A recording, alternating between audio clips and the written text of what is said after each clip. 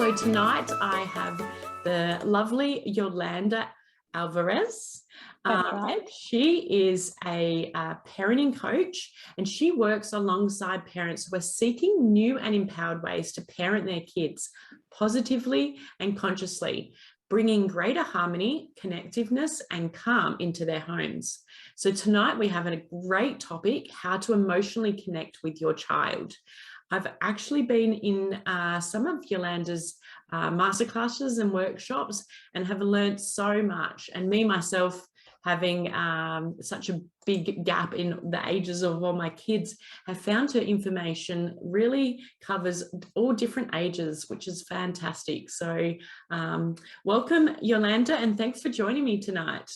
Oh, so excited. Thank you for having me in your group, Melissa. I'm really honored to be invited on your group and share the empowered parenting message with your parents, with the parents in your group.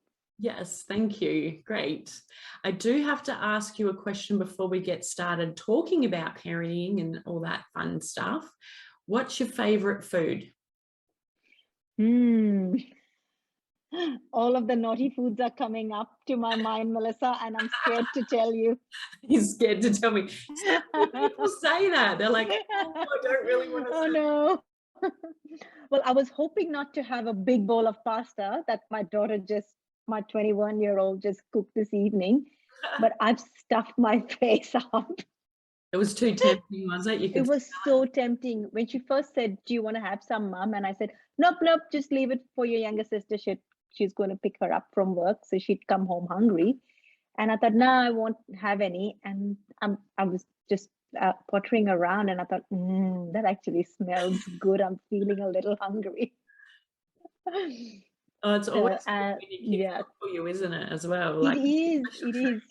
Yeah. Yes. When you haven't cooked it, it somehow tastes even better. Yes. Oh, right. I know. I think that's why we spend so much time eating out. That's it. Yeah. So I'd love to hear a bit about the background of how you got into empowered parenting and whether it's something that you always wanted to do or if it was circumstances that sort of got you there. So how have you got yourself into this journey? So I often still ask myself that, how did I get here? But one thing I do know, Melissa, is that I was born to do this work. Oh, wow. This is what I was created for. So because even while I worked, my day job at a university was my last role, where I worked as a business analyst. I was researching, I was studying this stuff. I've been doing a lifelong study in the background to do this work with parents and work with the relationships. So I'm a trained emotions coach. I do a range of modalities. I bring through a range of modalities to get parents to really empower themselves. I know that's very cliche. That's what my group is called, Empowered Parents Group, and we'll put the link in here to the group, the Empowered Parents Group, where we run lots of live events and free events. I'm all about sharing with parents how to emotionally connect with their kids, because emotions play a big role, and anxiety is a big issue today, especially with COVID. And I live in Melbourne, New South Wales, going through what we're going through with the disconnect and the social pressures that our kids are feeling. It's so important to connect with them emotionally, see where they are at, hold space for their emotions. This is what really brings families together today and really brings the support that our kids are needing. And in order for parents to give that, Melissa, we need to be giving that to ourselves.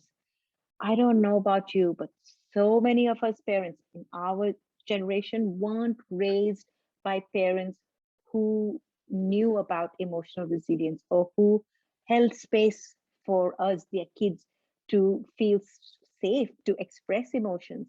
So many of us are walking around with so many suppressed emotions, and with all of the best intentions that our parents did unconsciously parent us, that we are like walking, talking, I like to call pressure cookers, and our kids are the ones that get the brunt of it because they are succumbed to our parenting. So those anger outbursts, that frustration that we feel towards them, we need to address all of that within ourselves first. Yes.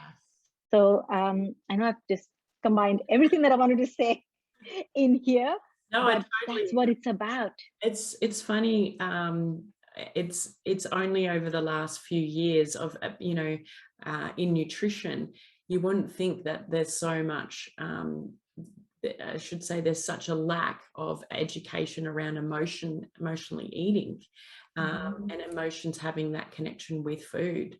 But again, like you said, we've sort of grown up learning, a way of parenting. I guess we kind of parent the way our parents parent, and we parent with these suppressed emotions, but these suppressed emotions are affecting so many different areas of our lives, and it just has such a flow-on effect to impact our family and our own self, how we're progressing through life. And it wasn't until I started doing the work on myself before I realized how my parents, especially my mother, had suppressed her emotions and was, like you said, a pressure cooker, and how I did a lot of that with especially my first child. And it's only through that learning and education I look back and I think, oh gosh. But what you don't know, you don't know. Like, you don't know how to do how to parent in a different way, and see your own behavior, I guess. So that's right. So we are always modeling, is what I get parents to become aware of, where we are modeling, unconsciously our own parents, and also where are our kids modeling our behavior. So when they are having their outbursts, they are resisting, where have we taught them how to be in relationships within the family? So bringing that into awareness is certainly key on this journey of being able to emotionally connect with your child. I feel like for parenting, it's like, well, obviously we know we don't get a manual to do it, and if you have more than one kid, you definitely notice that your kids are all different, and what works with one doesn't work with another, and how you emotionally connect with them can all change. So personality types play a big role as well. So it's interesting how we have to try and navigate that part of parenting, to sort of know what to do, and how to serve each particular child that we have. That's right. And a big one is, we cannot give what we don't have. So we need to give to ourselves. We need to learn our own skills to be that emotionally resilient parent ourselves before we can raise those emotionally resilient kids. Often parents are such a hurry to train my child. Here's my child, take my child, train them, do a session with them. And it really is about the parent. The parent is what affects the atmosphere. The energy we bring into parenting is key. The confident and trusting parent, the parent that trusts themselves and feels confident within themselves, is a beautiful gift that we can give to our kids. Yeah, absolutely. I love that. And it's if in all areas of our lives, isn't it? It starts with us. We're always looking to get into the habit of looking on the outside, like, oh, this isn't working, or this person did this. And really, we're the only ones that have control over our lives, and how everybody behaves around us is we have a lot of influence over that. So it makes sense, but it's not something we think about when we're parenting, is it? We don't really. No, it doesn't happen very naturally, especially with triggers. We think, that my child constantly triggers me, their behavior triggers me, my partner triggers me, and these behaviors really trigger me. And what I get parents to see is that while these triggers are external, the ammunition lies within you.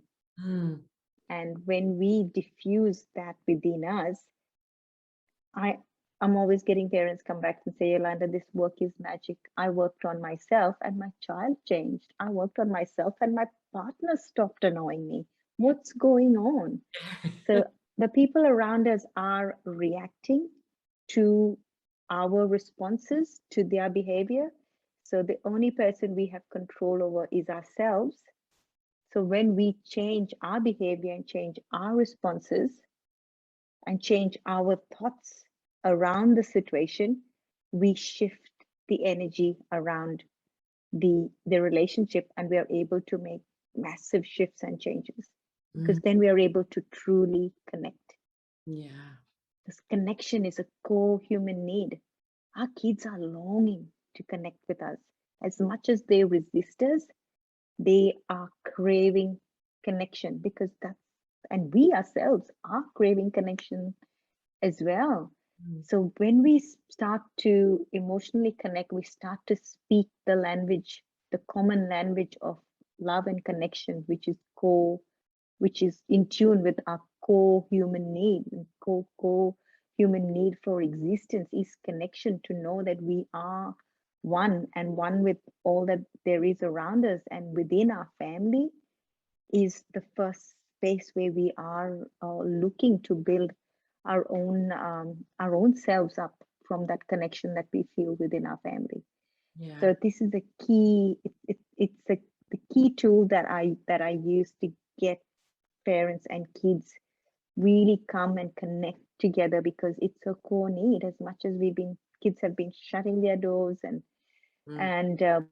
shutting parents off and resisting them, once we are able to unlock it and use different keys. I've got these sets of keys that we can use to unlock that door and bring back that connection that our kids are longing for and that we want to give our kids. Yeah.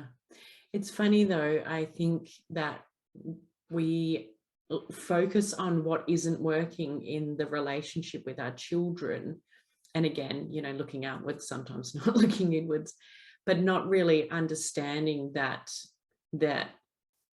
the things we lacked from our own parents, them not knowing, I guess, we've then parented our children, and we don't realize that there's so much you know, growth that can happen there, and so many other ways that we can parent, and that, you know, there is I guess another way. Because I know for me personally, I parented, and I think my husband did, our firstborn, and definitely us as second, you know, the younger years of our second, for a long time, based on the way our parents did, and we didn't really know, I guess, or recognize that we were doing that.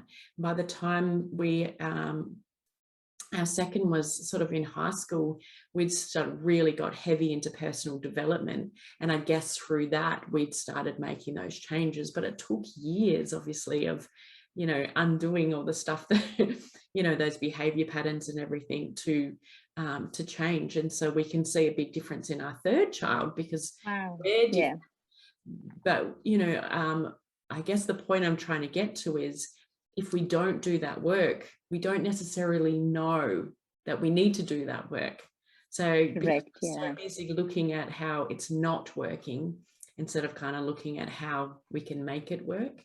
And what can we change in the way we approach this to make it work?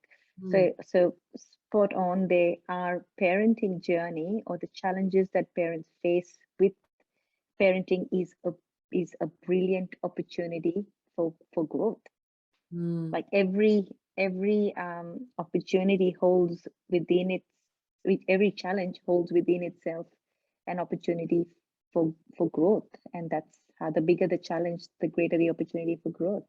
And that's what we've transformed parenting into, to see parenting as an opportunity for growth. And the gifts are just plenty. It's not just for yourself, but I say we break generational curses as we break this pattern, because we start to realize where we've been picking up patterns of behavior and emotions, anxiety. So many families are passing on anxiety related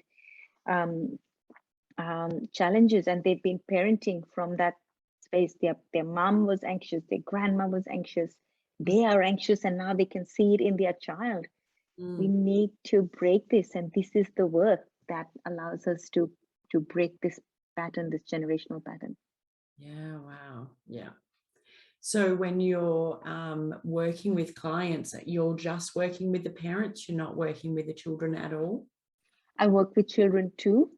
However, I focus on the parents, and if the need arises to see the child, I do offer that. And there are times when I work with families, so I work with the parents individually. I'll work with their relationship, the mom and dad's relationship, and I'll work with the kids. So yeah, so I work with families, and most commonly it's just with the parents, and unless we really do need to bring kids into the picture. Otherwise, I've had parents say to me, Yolanda, I just had to work on me and my child has magically changed. Yeah, which is awesome, isn't it? Which is how this works, yeah. Because we shift the energy. Once one parent starts this work, the energy in the home starts to shift. And it's like the channels of connection start to get, the wiring all starts to become alive again, which livens up the rest of the family. Yeah. So do you feel like parenting is something that we always need to work on, or do you feel like there's more, that it's like it's learning the fundamentals and that's something that you provide, and then you can keep, I guess I'm asking that because I know in relationships with people, you kind of have to make it work all the time. So do you feel like that's something that we have to do as parents with our children, or? So it is relationships, and for many parents, their relationship with their kids is an important one. They see it as important. They value or they measure their success in life as how well they've raised their kids. It is a benchmark for a lot of parents that I meet. So in which case I say, yes, use parenting as your opportunity to be your best self, because really that's, once we are living our lives as our best self and addressing our own limitations and our own limiting beliefs, then we are no longer projecting it on our kids. Yes. So definitely use parenting as an opportunity to be your best self and allow your kids from that space to no longer carry the traumas that the rest of us have carried from being parented from unconscious parents. Absolutely. Yeah. I think that's such a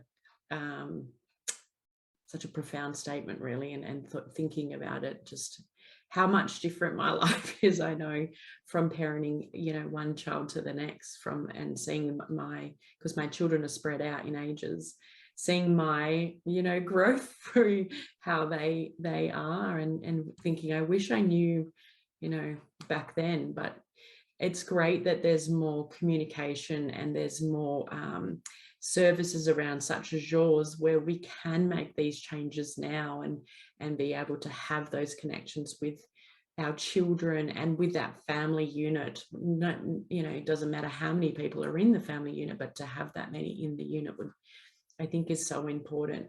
I'm finding that there's a lot of clients I have and people in this community that are really struggling through the parents separating and that disconnection that's happening there, and I guess to a point where the children are involved in the, is it fight? Am I allowed to say fight? All the separation. In the stress of the relationship, yeah.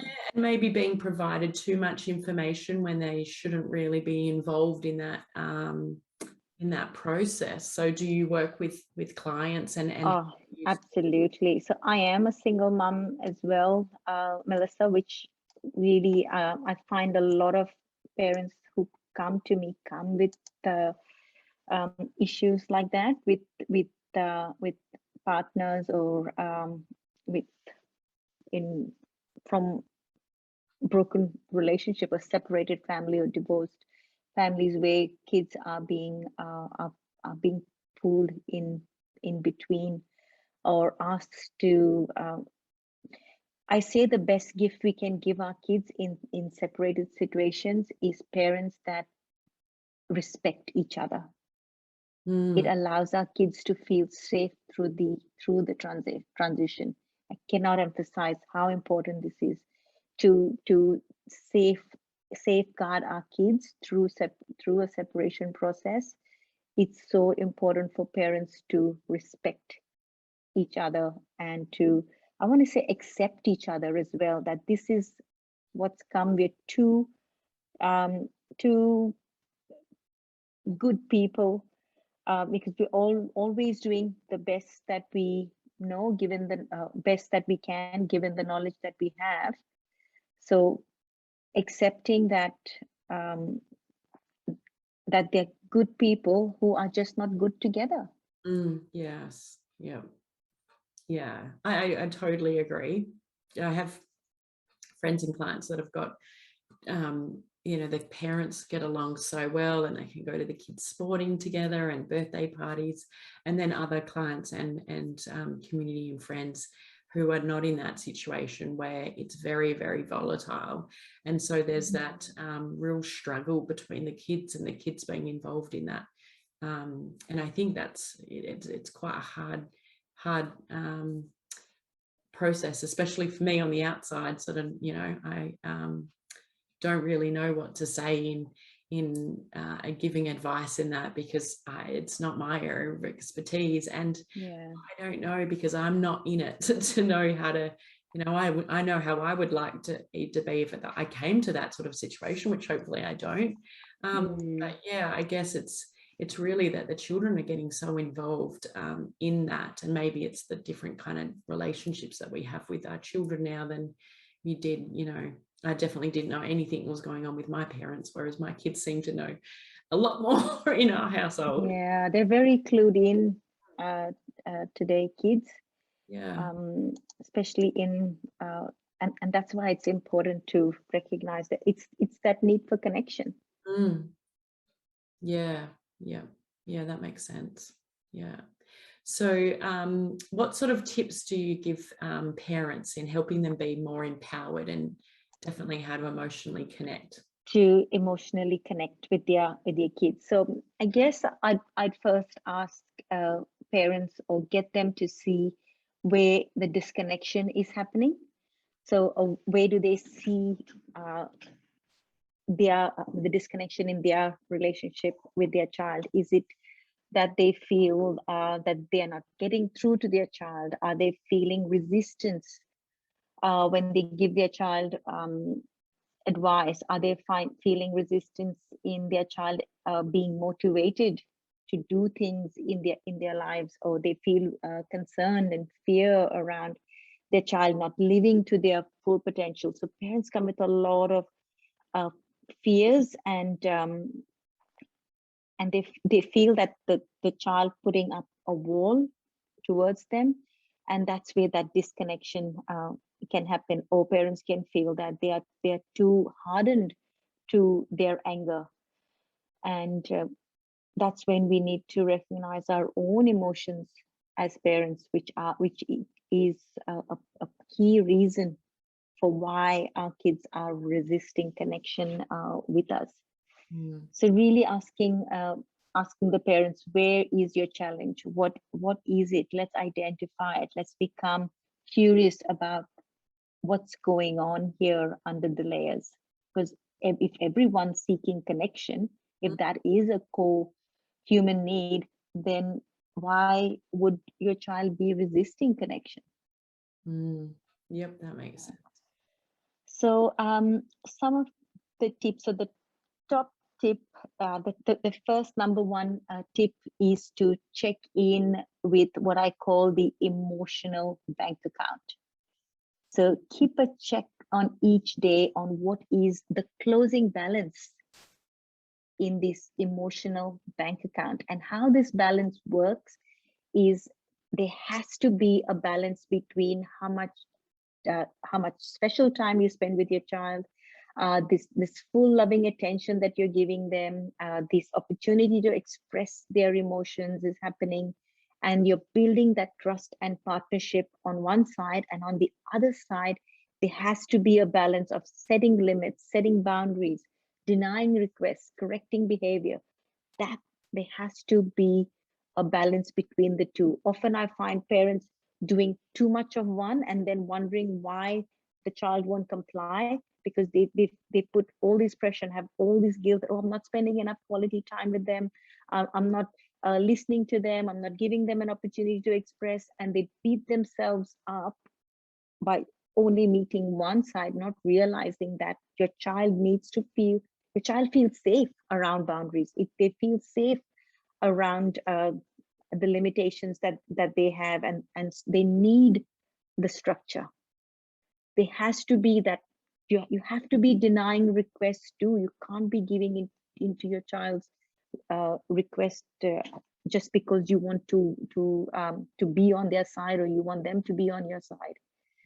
So this bank account that I call this emotional bank account needs to be weighed in terms of setting boundaries, setting limits, denying those requests, correcting those behavior, and on the other side, having that special time, having that full loving attention time being given, and giving your child that opportunity to express their emotions, sharing your emotions along with your child as well. So that's tip number 1, Melissa. And that's checking in onto the closing balance at the end of each day. I really like that. Emotional bank account. Yeah.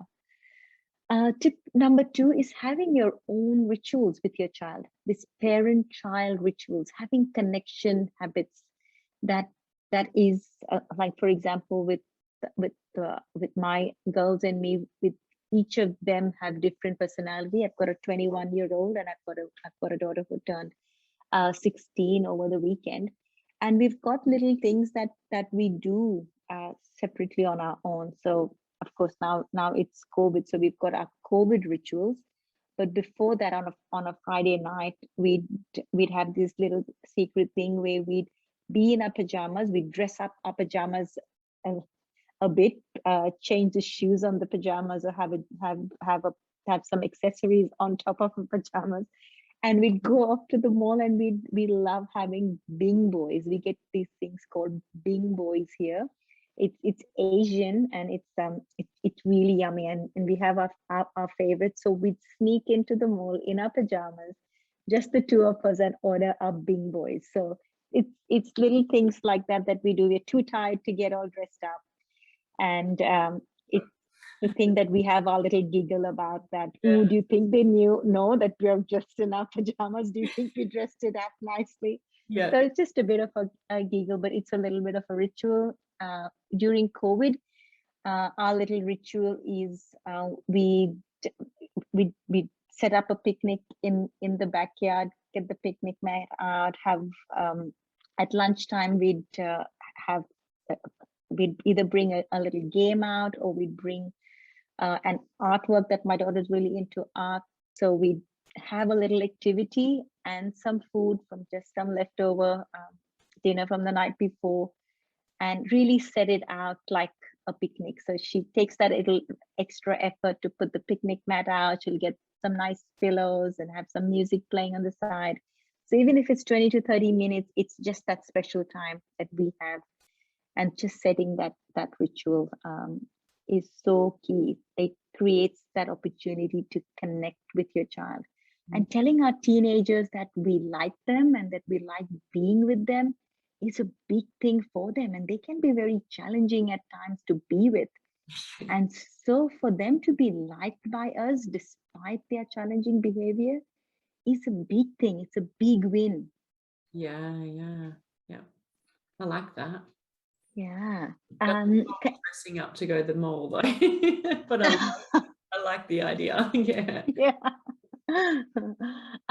Connection tip number 3 is to be present, allowing yourself 5 minutes, even if it's just 5 minutes. You might want to add more to that time, but 5 minutes when you have one-on-one connection time with each individual child, And I know some parents, some families can have a lot of human beings in their homes, so that makes it challenging. You might have to do maybe three times a week or something like that. But I've just got the two, so it's all right for me to allow for that time where I leave my phone back, no technology. I connect to my breath when I'm with them, Melissa. That keeps me present with them. So breath is very powerful. Otherwise, we can have all these agendas and all these plans that I want to discuss with them, tell them about, ask them what happened about. None of that. Stay with them, just be with them, stay connected to your breath, allows you to be completely present, available for them. Very, very powerful tip to connect to your child. You'll be able to, the more consistently parents do this, they will start to be able to tune into their child and know exactly what's going on without having said a word. That's the power that we can tap into when we are not attached to the fears of the past, anxiety around the future, and just stay present. Very powerful. Become aware of the energy you bring into your parenting with that child. Yeah, I really like that. That's a good one. I actually find that the car drive to school and straight after school is when my youngest wants to talk to me. And so many times he will say to me, "Are you being present?" So he's figured out, he can tell I'm actually not listening. I'm thinking of other things, like my head's in work or doing a list. And so he's aware. And so it seems to be that when he's in a car, and I had this with my other son, I don't know if it's a boy thing, facing forwards and not making eye contact with me is when all this stuff comes up, and I need to listen to this, because this is where all the stuff is actually coming up that is quite important to them. You can get in that habit of just driving, and there's the traffic, and you're doing your to-do list, and and then I've got to remember that he's there trying to tell me some pretty important stuff that's important to him. Focus on your breath, Melissa. Yeah, that's a good one. I'm gonna focus on your breath. That's where it is. That's where you can be present and they feel your presence. I'll practice tomorrow. And also ask them when he jumps into the car, let's just connect to our breaths for just 3 breaths. And then let's chat. This crazy woman that I chatted with yesterday said this works. Let's try it out. I will do that. He'll be totally up for that. He's right into that sort of stuff. So that's brilliant. Awesome. Connection tip number 4 is connection before correction. How often we want to jump in, offer the solution and fix everything and get out of there. Connection before correction. Our kids are not ready to hear our advice before we've connected with them. They want us to hear them. They want to be validated where they are at, exactly where they are at. We don't need to agree with them, but we can validate how they are feeling and not be jumping in to correct their behavior or offer solutions. And in order to do that, we need to acknowledge feelings, acknowledge emotions that play out when that child is seeking connection. Ask non-judgmental questions. Learn to really ask questions. I say that a parent, to parent, especially teenagers, we need to put on not the parent hat, but the EA hat. We call it in empowered parenting, we call it the EA hat, which is the emotions analyst hat. And this is where we start to become curious and start to ask questions, because when we ask, like coaching, we ask questions to really assess and deeply, it's really us showing our child that we are interested in what they have to say. We're interested in their perspective of the situation before we jump in and correct them. So connection before correction. And in order to be able to completely be present and do that for our kids, we need to be connected within our own selves. We need to be managing our own emotions. I like that one, because it's also giving them an opportunity to do their own problem solving instead of us trying to fix everything for them, isn't it? That's it. Yeah. And they want to do that. They want it. It empowers them Yeah.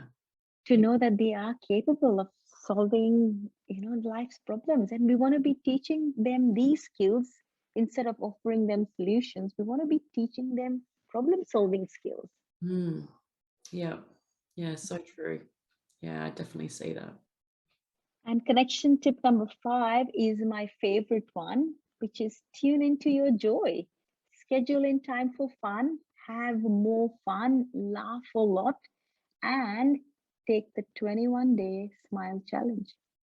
Whoa, what's that? The 21-day smile challenge is just smile at your child. They might be grumpy, they might be rolling their eyes. Just smile. I like It that. will knock them off their feet. They will say, what's going on? And they're going to jump on board. Our kids are joy. They are pure emotion. And they connect with us through joy. Yeah, So I like that. we tuning into our own joy, becoming that joyful parent is where they are at. So meet them where they are at. Yeah, yeah, that's a good one. I think, I don't know how my boys would go, but I'm trying that one tomorrow as well. 21 days. Just do it. It doesn't matter how the boys go. Mm. It's you doing it for you. Yeah. It diffuses us when we smile. Even physiology says that that when we smile, we can't be angry. We Yes. can't be frustrated. Our brain starts to look for new alternatives to the situation just by a smile. Yeah, I love it. I'm going to do it. Maybe we'll put Yeah, it in here in the group as well and see who else wants to. to join. That's Yes. right. Yeah. Oh, wow. Thank you. So how do people contact you if they want to learn more about empowered parenting or work with you? Yeah. Get that. So most certainly join our group, the Empowered Parents group. We'll have the link in the group to join our group. And we've got our 90-minute, we run a 90-minute workshop. It's a free event that we run once a month. I think you joined us on one of our 90-minute workshops. So that's happening in September. We've just had our August one last week. And we've also got a new mini course that we've started, which is raising teens. And we just go deeper into personality types and how to work around teens, how to work with your emotions with teens, what shows up for them. And just go into greater detail on different thought models that I encourage parents to use so they can choose new perspectives and transform magically their parenting experience.